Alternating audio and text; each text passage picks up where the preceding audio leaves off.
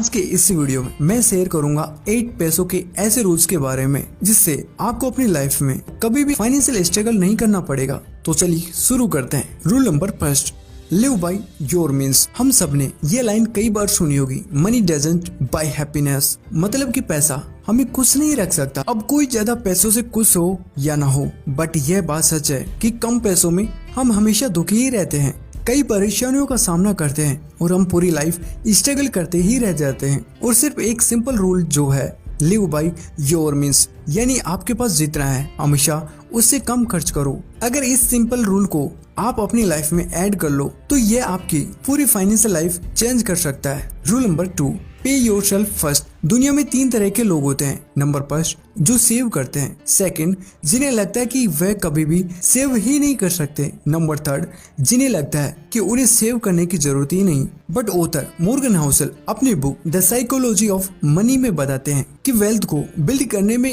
ये ज्यादा मैटर नहीं करता कि आपकी इनकम कितनी है या आपकी इन्वेस्टमेंट से आपको कितना रिटर्न्स मिल रहा है, बल्कि जो सबसे ज्यादा मैटर करता है वह है कि आप कितना सेव कर रहे हो, यानी सेविंग्स। अगर आपको लगता है कि वेल्थ बिल्ड करने के लिए और ज्यादा मनी की जरूरत है या आपको ज्यादा से ज्यादा हाई इन्वेस्टमेंट रिटर्न्स चाहिए तो आप गलत हो। इन्वेस्टमेंट रिटर्न्स आपके हाथ में नहीं है। आपको नहीं पता कि मार्केट में कब क्या हो जाए, आपके इन्वेस्टमेंट स्ट्रेटजी काम करेगी या फिर नहीं। बट आपके हाथ में जो है वह आपकी पर्सनल सेविंग्स, जिस पर आपका 100% कंट्रोल है, जिसे सेव करके आप अपनी वेल्थ जनरेट करोगे।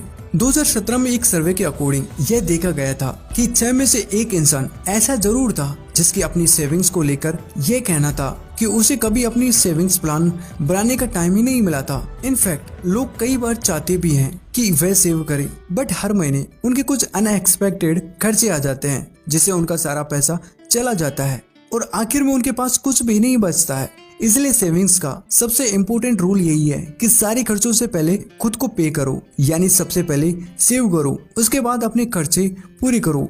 अब आप यह सुनकर ये कह रहे होंगे कि हाँ, हमें तो ये बात पहले से ही पता है, इसमें नया क्या है। बट आप खुद से पूछो कि आप सही तरीके से अपने पैसों को सेव कर पा रहे हो या फिर आपके पास हर महीने सेविंग्स ना करने के नए एक्सक्यूज आ जाते हैं। Number 3, avoid debt at all cost.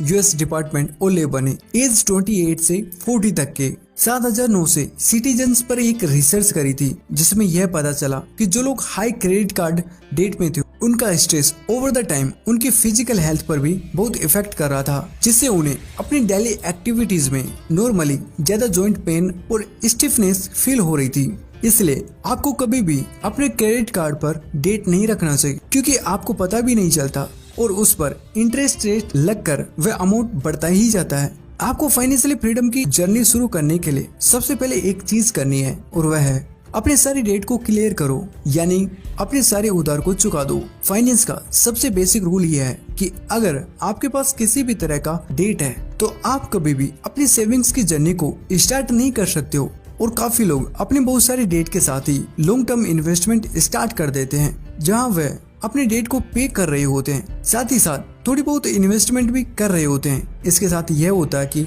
आपके फाइनेंशियली फ्री होने की प्रोसेस बहुत ही स्लो हो जाता है। इसलिए सबसे बेटर आप सबसे पहले अपने सारे छोटे मोटे डेट क्लियर कर दो, जैसे मोबाइल फोन, लैपटॉप की EMI, आपकी कार का लोन और भी किसी के लिए लिया हो कुछ लोन हो, तो उन सबको जल्दी से जल्दी क्लियर करने की कोशिश करो। हाँ, कुछ बड़ा अमाउंट जैसे होम लोन ETC वह आप एकदम से पे नहीं कर सकते, तो वह एक्सेप्शन है। इसलिए सेविंग करने से पहले उन पैसों से अपने सारे डेट को क्लियर करो, क्योंकि अगर आपके पास किसी तरह का उधार है और आप अपने लिए पैसा सेव कर रहे हो तो वह पैसा आपका नहीं, क्योंकि एक ना एक दिन वो उधार आपको चुकाना ही है। Rule number 4, invest with discipline for a very long term.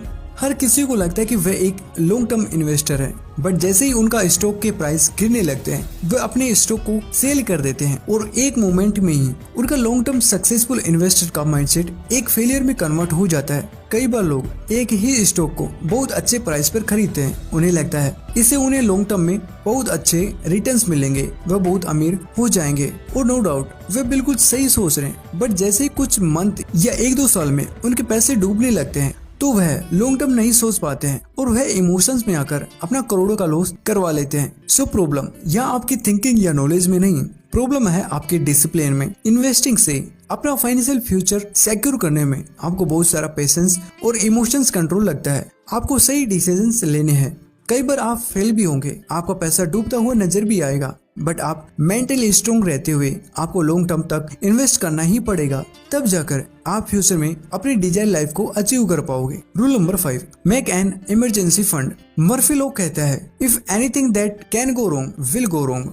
यानी अगर कुछ खराब हो सकता है और आप उसके लिए प्रिपेयर नहीं रहोगे तो वह जरूर खराब हो जाएगा। ज्यादातर लोगों को अगर कोई इमरजेंसी आती है जहां उन्हें पैसों की रिक्वायरमेंट होती है तो वह या तो अपने क्रेडिट कार्ड का यूज कर लेते हैं या फिर अपनी नेक्स्ट सैलरी पर डिपेंड हो जाते हैं, जहां वो सोचते हैं कि कुछ भी खराब हो जाए तो वह उसे नेक्स्ट मंथ सही करा लेंगे या वह उसकी ईएमआई बनवा लेंगे। बट ज्यादातर लोग ये नहीं सोचते हैं कि अगर उनका ये इनकम सोर्स ही खत्म हो जाए तो वह क्या करेंगे, क्योंकि ज्यादातर लोग अपनी जॉब से मिलने वाली सैलरी पर ही डिपेंडेंट है। उनकी जॉब ही उनका मेन सोर्स ऑफ इनकम होता है। इसलिए अगर उनकी main source of income he dead हो जाए या किसी रीजन से उनकी जॉब चली जाए, जैसे कि हमने कोविड टाइम्स में देखा था, तो अब वह इस लॉस को कवर करने के लिए किस इनकम पर डिपेंडेंट रहेंगे। वेल, इसका सॉल्यूशन देते हुए ऑथर कैरी सेजियल कहते हैं, if we want to feel better about our finance today, we should spend more time thinking about how we are gonna pay for tomorrow। जिसके लिए हमें एक इमरजेंसी फंड क्रिएट करके रखना बहुत जरूरी है, जहां आप उन पैसों को जमा करके रखो जो आपका मेन इनकम सोर्स लॉस्ट हो जाने के बाद भी एक बैकअप प्लान की तरह काम करे, जिससे कि अगर आपका कभी लॉस भी हो जाए तो जब तक न्यू जॉब नहीं मिल जाती है तब तक के लिए आपके पास सरवाइव करने के लिए पैसे हो, जिसे क्रिएट करने के लिए आपको अपने मंथली एक्सपेंसेस को कैलकुलेट करना है और उसे 12 से मल्टीप्लाई करके उस अमाउंट को साइड में रख देना है। फॉर एग्जाम्पल, मान लो कि आपकी मंथली इनकम 20,000 रुपए, तो आपको एटलीस्ट 2,40,000 रुपए सेव करके साइड में रख देना चाहिए, जो आपका इमरजेंसी फंड होगा, जिससे आपकी जॉब भी चली जाए या इनकम आना बंद हो जाए तो आप एटलीस्ट 12 मंथ तक बिना किसी प्रॉब्लम के सरवाइव कर पाओ। Rule number 6, don't work for money. जब रॉबर्ट कियोसाकी 9 साल के थे और जब वे अपने रिच डैड से फाइनेंशियल एजुकेशन लेने गए तो उनके रिच डैड ने उनसे कहा, ओके, तुम मनी के बारे में सीखना चाहते हो, ठीक है, तुम अब मेरे लिए काम करोगे और बदले में मैं तुम्हें फाइनेंशियल एजुकेशन दूंगा। रॉबर्ट ने यह सुनकर हाँ कह दी। रॉबर्ट हर वीक जाकर एक शॉप में साफ सफाई का काम करते थे, जिस शॉप को उनके रिच फादर ओन करते थे। बहुत टाइम बीत गया, वह काम करते गए, बट उनके रिच डैड ने उन्हें कुछ नहीं सिखाया और रॉबर्ट ने एक दिन गुस्से में अपने रिच डैड के पास गए और कहने लगे, मैं आपसे सीखने आया था कि रिच कैसे बनना है और मैं इतने टाइम से सिर्फ काम ही करे जा रहा हूँ, आपने मुझे कुछ पे भी नहीं किया जिससे मैं एटलीस्ट कोई कॉमिक बुक ही खरीद लूं। उनके रिच डैड ने स्माइल करके कहा, यही है तुम्हारा पहला लेसन। जिस मोमेंट मैं तुम्हारे टाइम के बदले पे करने लग जाऊंगा तो तुम एक एम्प्लॉय की तरह सोचने लग जाओगे। और अमीर लोग कभी पैसों के लिए काम नहीं करते और पैसा उनके लिए काम करता है। इसलिए अपनी एक ओनर मेंटेलिटी डेवलप करो। कभी भी एक सिंगल सोर्स ऑफ इनकम पर डिपेंडेंट भी मत रहो और अपने पैसों को काम पर लगाओ। अगर आप किसी भी अमीर आदमी को देखोगे तो उसके पास हमेशा मल्टीपल सोर्स ऑफ इनकम होते हैं। उसके पास कई सारे एसेट्स होते हैं जहाँ से उसे पैसा मिलता रहता है, और एक गरीब इंसान के पास हमेशा एक ही सोर्स ऑफ इनकम होती है। इसलिए अमीर और अमीर होता जाता है क्योंकि वह अपने पैसों को काम पर लगाता रहता है, नए नए इनकम सोर्स बिल्ड करता रहता है। वहीं एक गरीब इंसान हमेशा अपने सिंगल सोर्स ऑफ इनकम पर ही डिपेंड रहता है। नंबर 7, प्राइवेटाइज इन रिवर्स। दोस्तों, हम लोग हमेशा नेक्स्ट बिग थिंग को चेस करते हैं। हमें अगली क्या चीज खरीदना है, नेक्स्ट कहाँ घूमने जाना है, क्या करना है, हम हमेशा इस पर फोकस करते हैं, जबकि हमें उसका उल्टा करना चाहिए।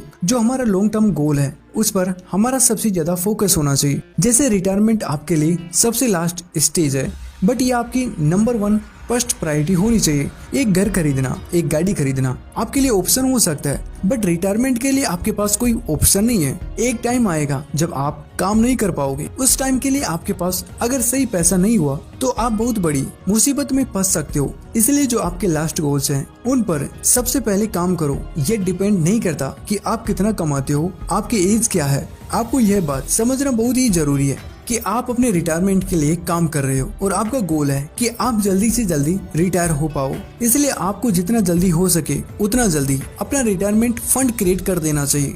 और रिटायरमेंट फंड क्रिएट करने का यह मतलब नहीं कि आप सेविंग अकाउंट में ये पैसे रखने लग जाओ, बल्कि उन पैसों को इन्वेस्ट करो, वो भी किसी ऐसी जगह जहाँ रिस्क कम हो और जिसे आप लॉन्ग टर्म तक के लिए होल्ड कर पाओ, चाहे कुछ भी हो जाए। इन पैसों को आप कभी भी टच नहीं करोगे। इसलिए नेक्स्ट टाइम आप कभी भी नया फोन लेने की सोचो या फिर कोई नया खर्चा करने की सोचो, उससे पहले रिवर्स करके अपने लॉन्ग टर्म गोल को देखो। Rule number 8, always look for discount. अपने पैसे सेव करने का मतलब यह नहीं कि आप सिर्फ अपनी सैलरी का कुछ अमाउंट सेव करो, बल्कि अपने एसेट और लाइबिलिटीज को सस्ते से सस्ते दाम पर खरीदना भी एक सेविंग्स ही है। कई लोग यह गलती करते हैं कि वह हर मंथ कुछ अमाउंट सेव तो कर लेते हैं, बट उसके बाद पैसा बचाने का नहीं सोचते हैं और महंगे महंगे खर्च करते जाते हैं, जबकि वह ओवर रिसर्च करके उन चीजों को सस्ते में और स्मार्टली खरीद सकते हैं। अभी हर जगह पैसा बचाने की आदत आपको बहुत ही अजीब लग रही होगी कि यार मैं तो थोड़े से पैसे बचाकर क्या ही कर लूंगा, बट जब आप क्वालिटी प्रोडक्ट सस्ते में खरीदना सीख जाओगे और टाइम के साथ ये स्किल्स आपकी आदत बन जाएगी, तो आपकी लाइफ में बहुत ज्यादा चेंजेस आने लग जाएंगे। आप पैसों को लेकर पहले से और भी ज्यादा समझदार हो जाओगे। जब फेसबुक ने व्हाट्सएप को खरीदा था तब WhatsApp already 138 million dollars loss में था। उस समय व्हाट्सएप की बिडिंग प्राइस 16 बिलियन डॉलर थी, लेकिन फेसबुक के ओनर मार्क जुकरबर्ग ये जानते थे कि व्हाट्सएप के बहुत ज्यादा यूजर्स हैं और फ्यूचर में व्हाट्सएप उन्हें बहुत ज्यादा फायदे दे सकता है। इसलिए उन्होंने 2014 में व्हाट्सएप को 19.3 बिलियन डॉलर्स में खरीद लिया। और इसी तरह जब स्टॉक मार्केट क्रेसेस में ज्यादा बिजनेस डिस्काउंट पर मिल रहे होते हैं, उनके स्टॉक प्राइस अपनी रियल वैल्यू से कम हो जाते हैं, तो हमें हमेशा उस अपॉर्चुनिटीज के तलाश में रहना चाहिए जहां आपको एक अच्छा बिजनेस या कोई बड़ा शेयर प्राइस या आपके काम की कोई भी चीजें एक अच्छे एसेट हैवी डिस्काउंट पर मिल रहा होता है, तो आपको उसे उस टाइम पर खरीद लेना चाहिए। तो दोस्तों ये थे पैसे के 8 रूल्स, जिन्हें आप अगर सही ढंग से अपनी लाइफ में यूज करोगे तो आप भी एक डिजायरेबल लाइफ जी सकते हैं। तो दोस्तों आई होप कि इस वीडियो से आपको बहुत कुछ सीखने को जरूर मिला होगा। अगर आपको ये वीडियो पसंद आया होगा तो इस वीडियो को लाइक करें और ज्यादा से ज्यादा लोगों तक शेयर करें।